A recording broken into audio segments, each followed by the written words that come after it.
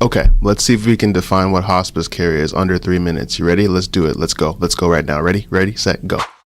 Hospice. What is hospice? Defined as less than 6 months or less to live.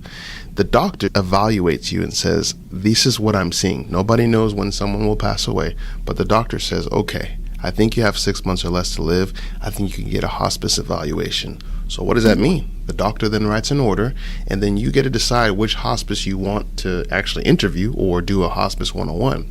That order is then sent to the hospice. Then the hospice comes and sends a nurse out, or sometimes a social worker, to do an evaluation and to write consents. And really, they should be educating you on what hospice is. Hospice is really there to help you make sure you're comfortable, maintain and regain your quality of life.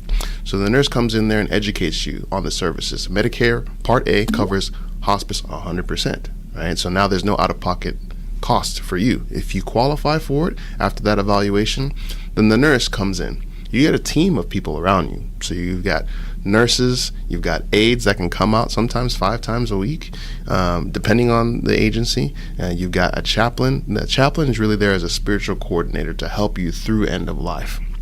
You've got a social worker. You've also got volunteers that can come in and help just with anything that you may need. It's a beautiful thing.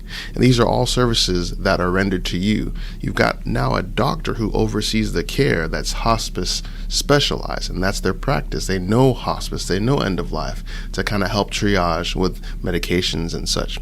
So that's the service team. Then you've got medications that can come out. Now medications now delivered to you. The hospice is in charge of now covering. There's some non-covered and then covered medications that the hospice will cover. They will review that with you and the medical director or the doctor that's overseeing the care with that hospice on all those medications.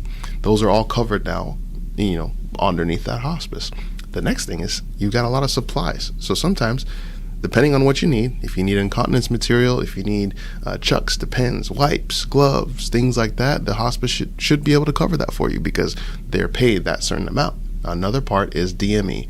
DME is durable medical equipment. That is hospital beds, walkers, wheelchairs, bedside tables, suction, anything you could think of, oxygen concentrators. Those are all now covered under hospice. So what the hospice does is that every hospice, they will make a contract with a durable medical equipment company that specializes in hospice, and they will contract to send all that equipment to your house. And you get to pick which one you need, which one you don't need. You don't have to get everything. You can tailor it towards the need of the patient.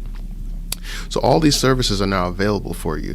And so now what happens is as you kind of progress in hospice, if you get worse and worse and worse and your level of care gets more, there's more need for you, then the hospice can basically review and analyze to see if you meet certain thresholds.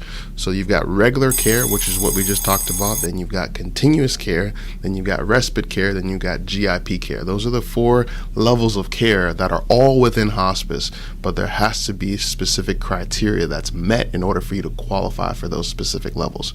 So that's really hospice in a nutshell. There's so much more. I don't know if I made it under 3 minutes. I hope this helps you. If you like this, please like, subscribe, and there's more information on our channel everywhere. Hope this helps you. See you guys soon.